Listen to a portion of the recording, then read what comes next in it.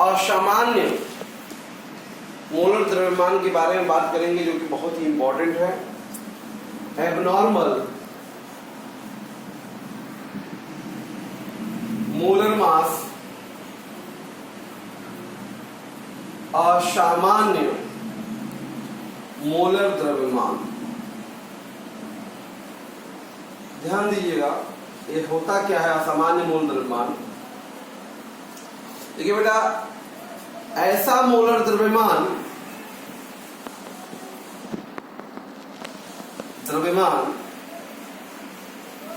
जिसका मान सामान्य मोलर द्रव्यमान से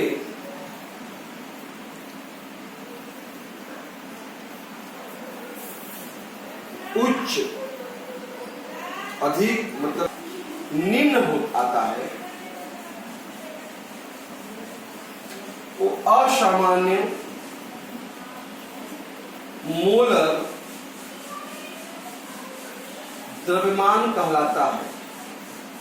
मोलर द्रव्यमान में परिवर्तन होता है, अक्सर हम देखते हैं भाई ऐसे पदार्थों के हमें दिखाई देता है जिनके जो विलयन में जाकर क्या होते हैं, अपघटित हो जाया करते हैं या विलयन में संगुणित हो जाया करते हैं, मतलब वियोजित या संगुणन की घटनाओं में ऐसे पदार्थों के जो मोलर द्रव्यमान है वो उनके सामान्य मानों की तुलना में क्या आते हैं, अधिक आ सकते हैं या कम आ सकते हैं। बात समझ में आया? तो वान ठाप ने बेटा, वान ठाप ने वियोजन या संगुणन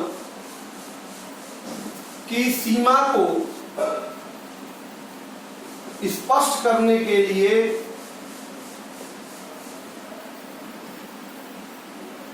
एक गुणक बेटा आई रिप्रेजेंट करते हैं उसको, आई प्रतिपादित किया, क्या एक गुणक किया जिसे हम लोग बेटा वान ठाप गुणक कहते हैं।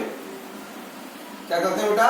वान ठाप फैक्टर कहते हैं। बहुत इंपॉर्टेंट वान ठाप फैक्टर, ठीक है। तो ये होता क्या है एक्चुअली में वान ठाप फैक्टर, वान ठाप गुणक? देखिए ध्यान दीजिएगा बेटा, ये होता है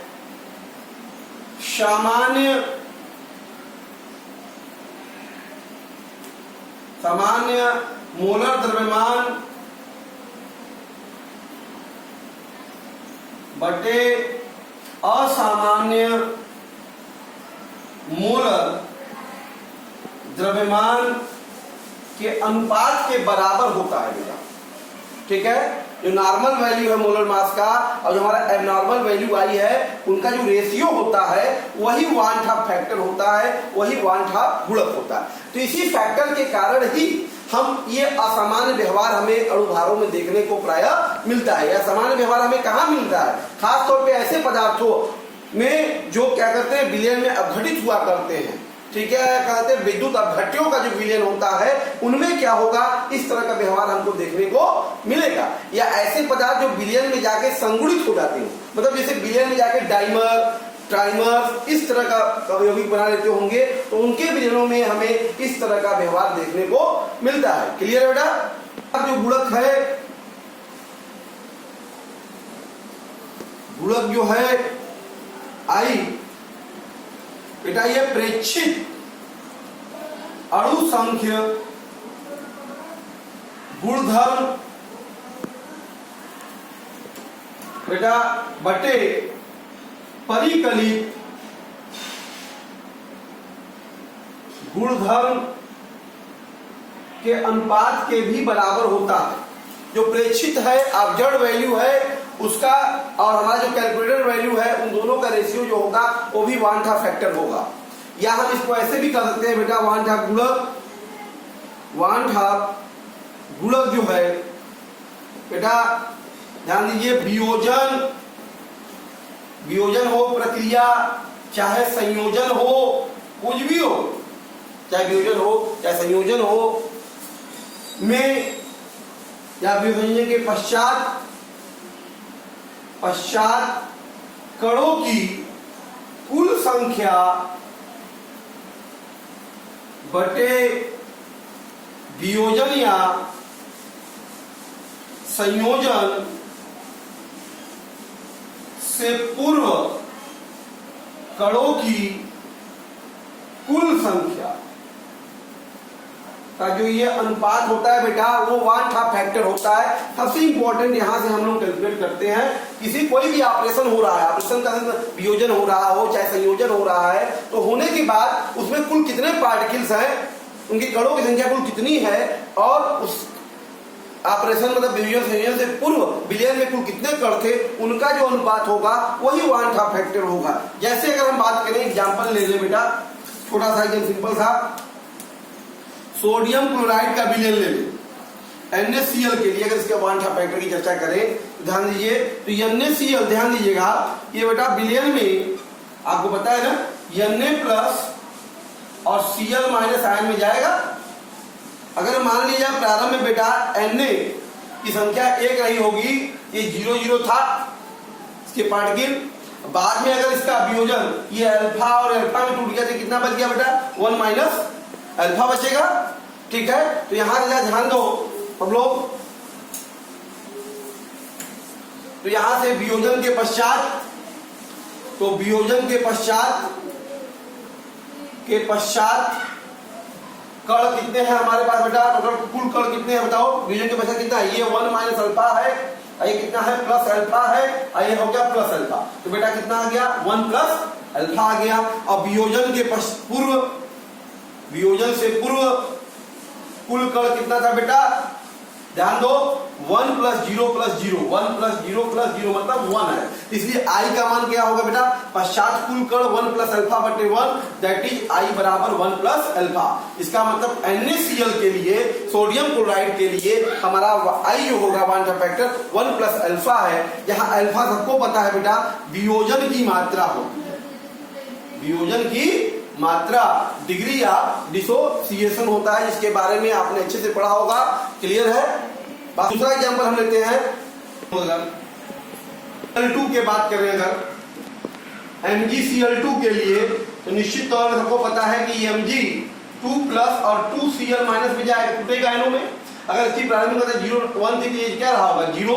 अगर वियोजन की मात्रा अल्फा है, पूरा 1 मोल से ये अल्फा बनेगा, और कितना बनेगा 2 अल्फा, और ये कितना बचेगा बेटा 1 माइनस अल्फा। देखो 1 मोल से 1 और 2 मोल टूट रहा है, तो अल्फा की वजह से क्या होगा अल्फा बनेगा, और ये 2 अल्फा। तो वियोजन के पश्चात कुल कण कितने हैं बेटा, आप समझ में आया, या आप डायरेक्ट लिखना चाहें तो i बराबर क्या होगा, वियोजन के पश्चात कुल कण जोड़ लो, 1 माइनस अल्फा प्लस 2 अल्फा बटे वियोजन के पूर्व कुल कण कितना है 1, तो बेटा i बराबर बताओ कितना आ गया, इसके लिए अल्फा अल्फा कट गया 1 प्लस 2 अल्फा। इस तरह से हम देख के कोई भी कंपाउंड उसके लिए i के फैक्टर को लिख सकते हैं, चाहे हमारे पास सोडियम सल्फेट ही क्यों ना हो। सोडियम सल्फेट का अगर विलयन है, इसके लिए अगर आपको 1/2 फैक्टर लिखना है, ध्यान दीजिए, ये क्या होगा बेटा Na2SO4, या Ni अगर होगा तो 2Na प्लस और SO4 2 माइनस देगा। अगर हम बात करें 1 है तो ये 0 0 होगा, अगर वियोजन अल्फा है तो 2 अल्फा अल्फा और ये 1 माइनस अल्फा, तो i बराबर यहाँ पे भी कितना गया बेटा 1 minus alpha plus 2 alpha plus alpha बटे 1, तो इसके लिए भी i बराबर बेटा कितना हो गया 1 प्लस 2 अल्फा। क्लियर है बेटा। हमारे पास दो तरह की बातें हैं, या तो वियोजन होगा प्रक्रिया में, या तो संयोजन होगा, या कोई परिवर्तन नहीं होगा, कोई परिवर्तन नहीं होगा। 3 तरह की बातें घटियों के लिए होती है। वियोजन होने के लिए, वियोजन प्रक्रियाओं के लिए जितने भी रिएक्शन वियोजन के होते हैं उन सभी के लिए i का मान हमेशा 1 से ज्यादा आता है, इस बात को ध्यान दीजिए। वियोजन अभिक्रियाओं का जो 1/2 फैक्टर होता है वो हमेशा 1 से ज्यादा आता है। आप देख रहे हैं सारा वियोजन है, i का मान देखिए 1 प्लस आ रहा है, मतलब 1 से ज्यादा आ रहा है। उसी प्रकार संयोजन जितने भी होते हैं उन सभी के लिए i का मान बेटा 1 से हमेशा क्या होता है, कम होता है। क्लियर है। अभी हम संयोजन का देख लेंगे, अगर कोई परिवर्तन नहीं हो रहा है तो i का मान उसका हमेशा क्या होगा 1 होगा। अब तक हम जितने भी अनअपघट्य पदार्थ की बात कर रहे थे, तो अनअपघट्यों के लिए ये किसका है, जिसमें कोई परिवर्तन नहीं होता, वो अनअपघट्य होते हैं। क्या होते हैं, अनअपघट्य। अनअपघट्य के विलयनों के लिए i का मान बेटा क्या होता है 1 होता है, तो कोई परिवर्तन हमको देखने को नहीं मिलता है। जैसे एग्जाम्पल और ले लेते हैं हम लोग, ध्यान दीजिएगा। अगर मान लीजिए पोटास एलम ले ले बेटा, पोटास एलम के लिए आपसे पूछ दे 1/2 फैक्टर, क्या होता है फार्मूला बताइए? K2SO4 Al2SO4 थ्राइस 24H2O, ये पोटास एलम होता है। अगर इसका आयनाइजेशन अगर हम लिख दे तो K2SO4 Al2SO4 थ्राइस, तो ये बेटा आयनाइज अगर होगा, ध्यान दो 2K plus SO4 2 minus 2Al3 plus और 3SO4 2 माइनस, ये आयनाइजेशन आपको देखने को पोटास एलम के विलयन में मिलेगा। क्रिटिकली करते हैं साधारण स्कोर को लोग। तो अगर ये 1 है तो बेटा ऐसा क्या रहा होगा? 0 0 0। अगर विभाजन की मात्रा अल्फा है तो बताओ ये कितना होगा? 2 अल्फा। ये बेटा कितना होगा? अल्फा। ये कितना होगा? 2 अल्फा। ये कितना होगा बेटा? 3 अल्फा। आइए कितना बचेगा? 1 माइनस अल्फा। तो आई की वैल्यू बेटा कितना? हम इसको जोड़ दो विभाजन के बाद, 1 minus alpha plus 2 alpha plus alpha plus 2 alpha plus 3 alpha बटे बेटा 1। तो बताओ आई बराबर कितना आ गया पोटास एलम के लिए? 1 अल्फा अल्फा कट गया, 2 2 4 3 7, तो 1 प्लस 7 अल्फा। बात समझ में आ रहा है? तो पोटास एलम के लिए आई की वैल्यू कितनी होती है? 1 प्लस 7 अल्फा होती है। क्लियर है? अगर हम बात करें कोई रिएक्शन ले लें, अगर बात करें 2A है, ये मिलके A2 का निर्माण कर रहा है, तो अगर मान लीजिए बेटा ये अगर 1 है तो ये क्या रहा होगा? 0। बेटा अगर हम इसका विभाजन की मात्रा अगर कहते हैं कि अल्फा है, विभाजन की मात्रा इसकी अल्फा है, तो बेटा ये कितना बचेगा बताओ? 1 माइनस, देखो 2 मोल से 1 मोल का विभाजन हो रहा है, 2 मोल से मिलके क्या करें? 1 मोल बना। अगर ये 1 बना रहा है या निश्चित तौर से क्या होगा? 2 अल्फा इसका विभाजित हुआ होगा, 2 अल्फा क्या होगा? विभाजित हुआ होगा निश्चित तौर पे। तो यहाँ से अगर हम बात करेंगे टोटल वैल्यू कितनी हो जाएगी? आई बराबर 1 माइनस 2 अल्फा प्लस अल्फा बटे 1, दैट इज, इसका मतलब आई बराबर क्या हो जाएगा? 1 माइनस अल्फा। क्लियर है ना? इस देख रहे हैं यहाँ से क्लियर हो रहा है कि संयुग्मन की प्रक्रियाओं के लिए आई का मान 1 से कम आ रहा है। क्लियर है? जो गुणक है को शामिल करने पर जो हमारे अणु संघ के गुणधर्म होते हैं ये परिवर्तित हो जाते हैं। इसमें परिवर्तन होता है जो कि इस प्रकार है, जैसे हमने पहला पढ़ा आपेक्षिक वाष्प दाब अवनमन। आपेक्षिक वाष्प दाब अवनमन का जो सूत्र हमने पढ़ा था P0 माइनस PS बटा P0 बराबर स्मॉल n बटा n plus capital n।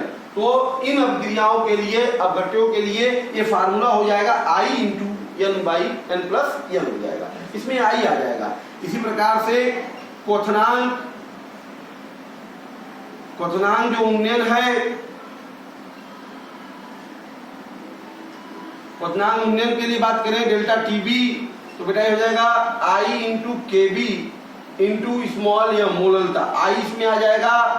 Clear? हिमांक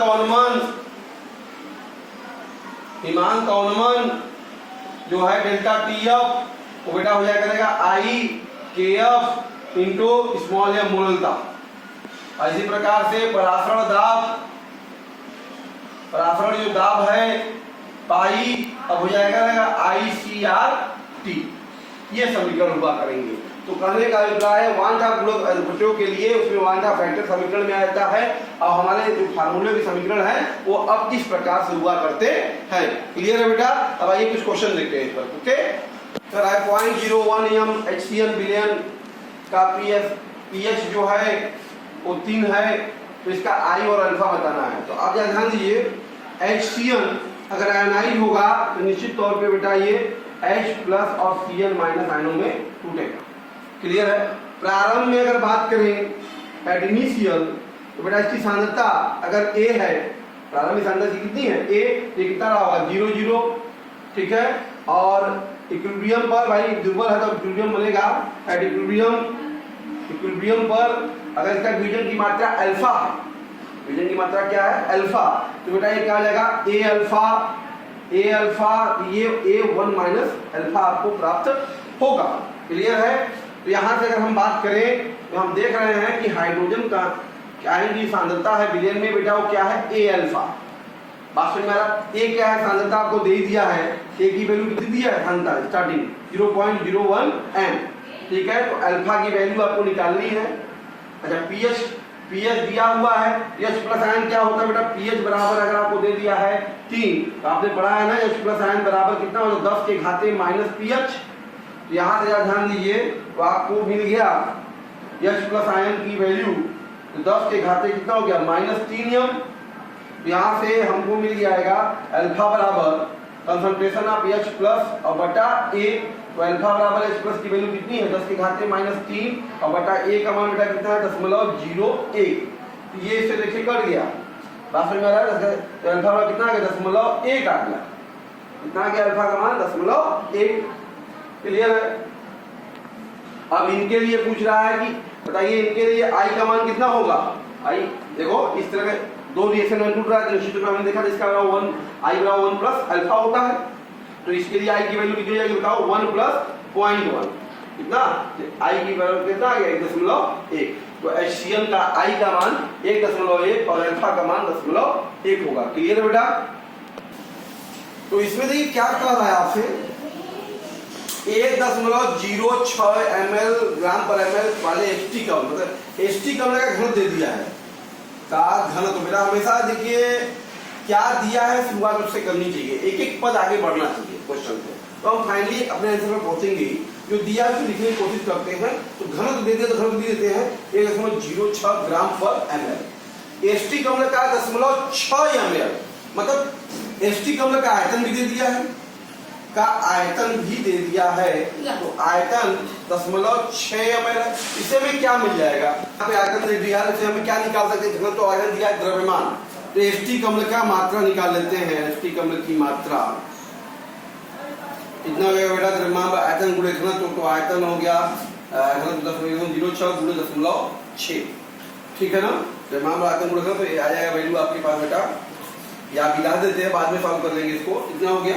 अच्छा इसका मोल लिख के देखिए, ध्यान दीजिए इसमें मोललता, ईमान को अनुमान है तो मोललता की जरूरत पड़ेगी, तो मोललता के लिए मोल चाहिए ही, तो मोल भी निकाल लेते हैं। CH3 एस्टिक अम्ल का मोल क्या होगा, भार बटे अणु भार 1 ग्राम है, 1.06 गुणे 0.6, अणु भार सबको पता है कितना होता है 60, कितना होता है 60 होता है।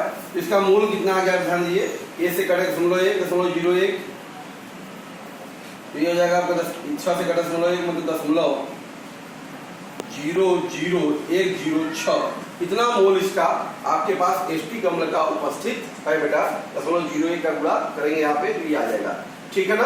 तो इस तरीके से हमें वैल्यू मिल गई, तो मोल जब मिल गया, अब जरा ध्यान दीजिए हमको दिया है 1 लीटर जल में घुला गया, तो जल की मात्रा 1 लीटर में क्या हो जाएगा 1000 ग्राम, क्या जाएगा 1000 ग्राम, ठीक है, या आप कह सकते हैं 1 kg, ठीक है ना।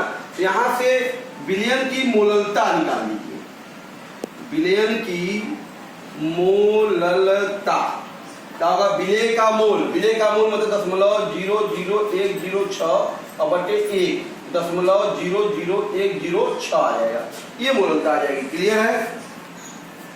तो यहां से ध्यान दीजिए, बात करते हैं डेल्टा टीबी।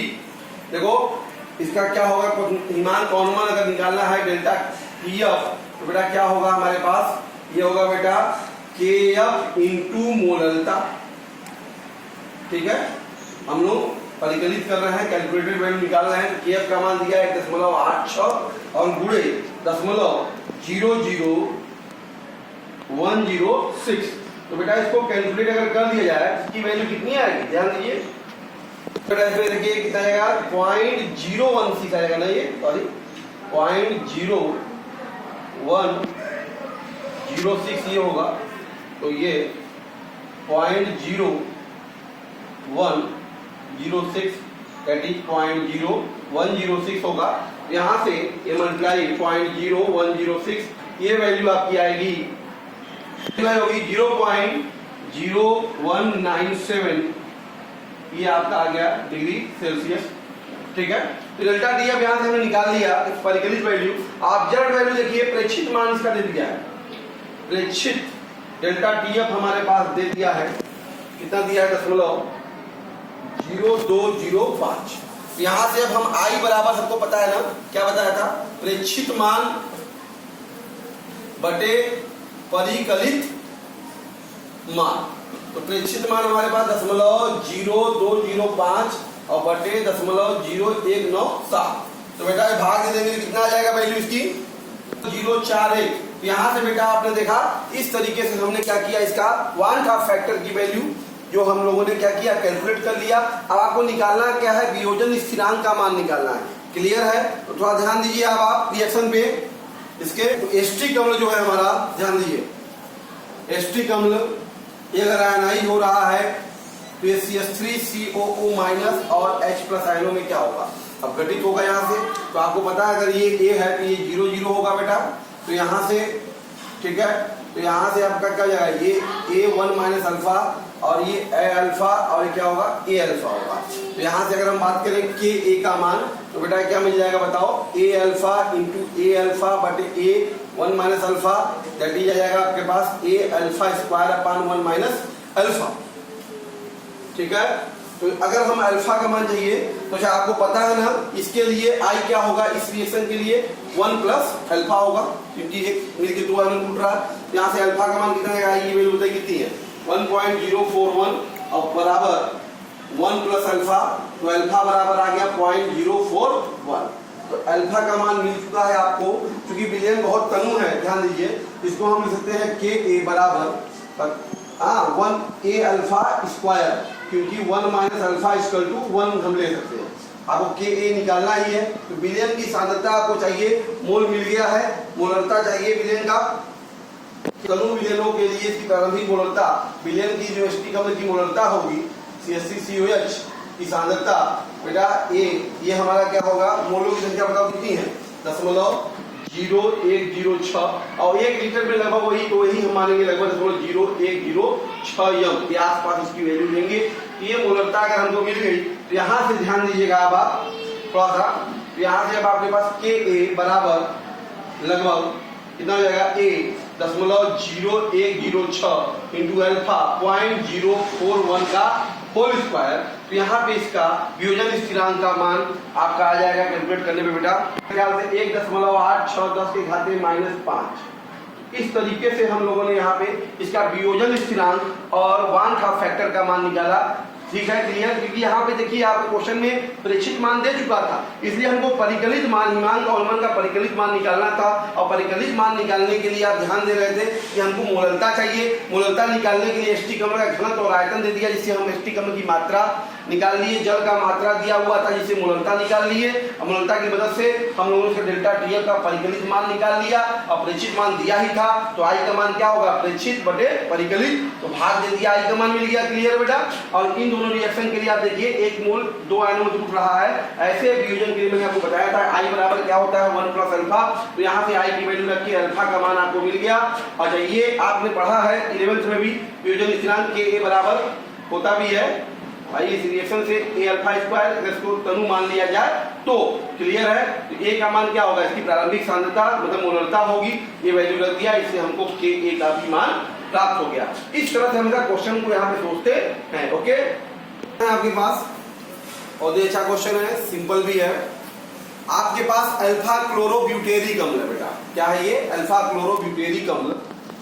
ये अल्फा क्लोरोब्यूटेरिक अम्ल है की मात्रा आपको देखो दे दिया है कितना, 10 ग्राम दे दिया है।